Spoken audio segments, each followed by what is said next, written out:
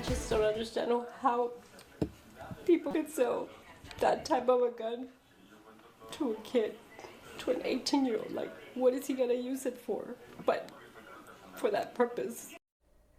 Tonight, families of the children killed in the mass shooting at Robb Elementary School in Texas searching tonight for answers as they continue to grieve and process how a gunman was able to commit the deadliest school shooting in U.S. history since the Sandy Hook shooting in 2012. President Biden now set to visit the small town of Uvalde, Texas, outside of San Antonio, hoping to bring some comfort to those families now in mourning. We are bringing you up-to-the-minute developments on this tonight. We will have much more on how local parents are now addressing the school shooting with children in just a minute, and we start with News Channel 3's Peter Dowd, who has new details on the investigation. Peter. John and Karen, we now know the gunman had barricaded himself in a single classroom to carry out one of the worst school shootings in U.S. history. Texas Governor Greg Abbott confirming the 18-year-old sent messages about his plan over Facebook before shooting his grandmother and then barging into a fourth-grade classroom with an AR-15 assault rifle, killing 19 children and 2 teachers. Investigators found he legally purchased 2 rifles just days apart and shortly after turning 18. There has been no criminal history identified yet. He may have had a juvenile record, but that is yet to be determined. There was no known mental health history. Devastated families continue to mourn the loss of their loved ones. The aunt of 10-year-old Eliana Garcia breaking down in tears. She was very happy and very outgoing. Loved to dance and sing and play sports. She was big into family, enjoyed being with the family.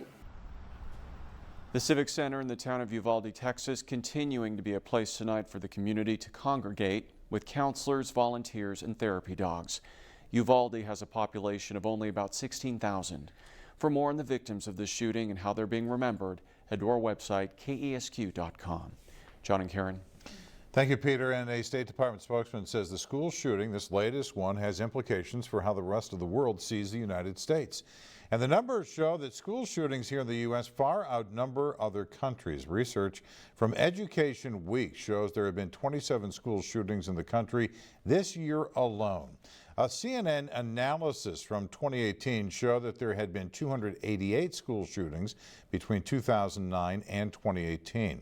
The next highest number for that time period was Mexico, with 8 school shootings. CNN found in 2018 that the U.S. had 57 times as many school shootings as other major industrialized nations combined. Tonight, in response to this latest shooting, Governor Gavin Newsom here in California, lawmakers are fast-tracking new gun legislation. California's gun murder rate dropped 55%, gun death rate dropped 62%, outperforming the rest of the nation because of our gun safety laws. We don't think they work, we know they work.